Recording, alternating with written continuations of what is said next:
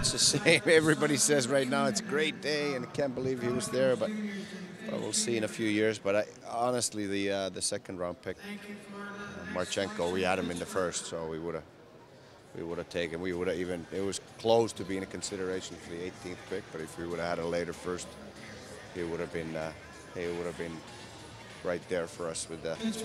So we're extremely happy to get him in the second, obviously, and you know, Carlberg's a smaller player who's got unbelievable offensive production in the Swedish Junior League, and he's a little bit on the smaller size, but a feisty guy, and we got the defenseman Bernie, who could be a little bit of a sleeper, and played in the men's league there on the second level, and at the end with the National League A as well a little bit. And Veini Vehviläinen's a goalie who could basically play in North America right now. He won the championship as a #1 goalie in the Finnish league.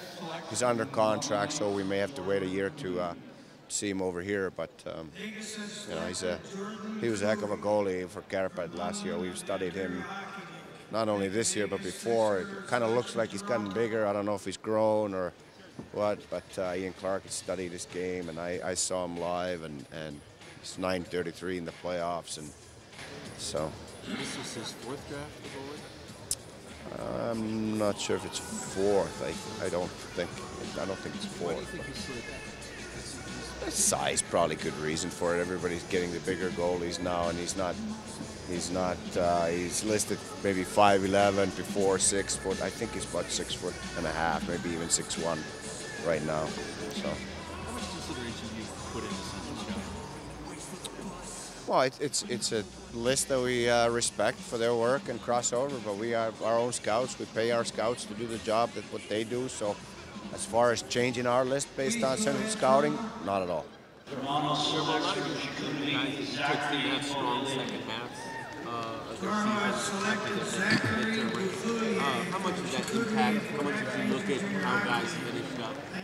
But I think it goes again to Aaron's question about, you know, somebody ranks him not so high. We might have had him all year at a different spot. We don't do our rankings based on anybody else's rankings. We do our own rankings based on what our scouts think. And if you're referring to Foodie, for example, it's Basil and Phil McRae. They'd watched him since he was I don't know what age, 14. To draft him to the London Knights. So we've known this kid for a long time. So whether he came on in the second half of the OHL doesn't really make that much of a difference to us.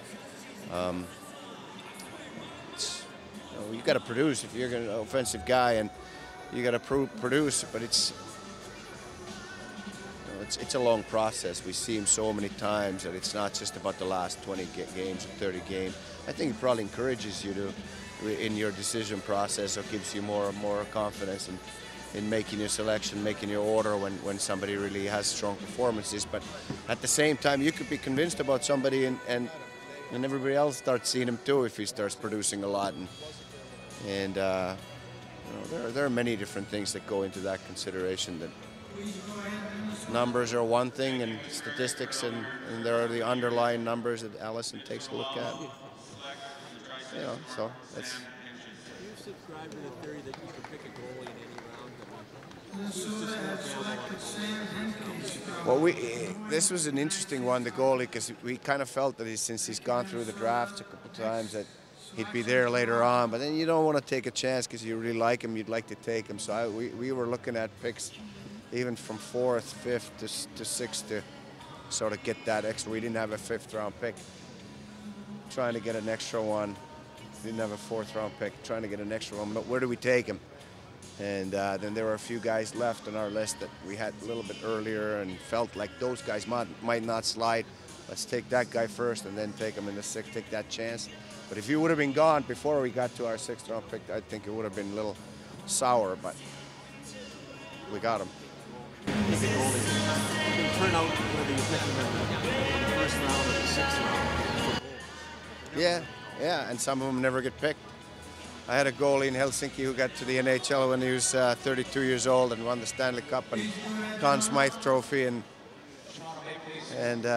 never played in the NHL until I think he was 31, Tim Thomas.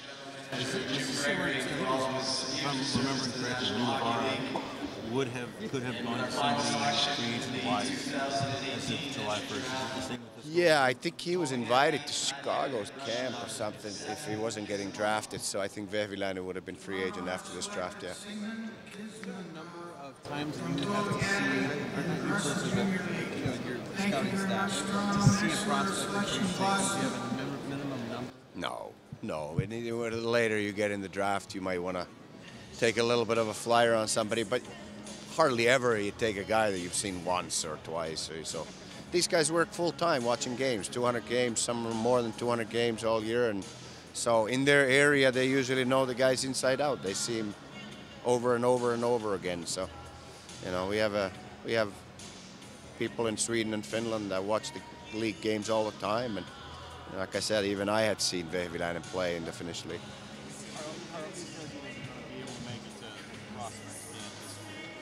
Oh, they're all getting on the plane as we speak. Yeah. Well, we're hoping. I don't know. Everybody's been contacted, and everybody's supposed to jump on the flight tomorrow. And were you excited to see those guys? Yeah, absolutely. Yeah, but I mean, again, I've always said this, that it's not an evaluation camp in July. It's an educational camp, fun, teach them what it means to be pro, and we'll evaluate them when we get to the hockey season, not in July.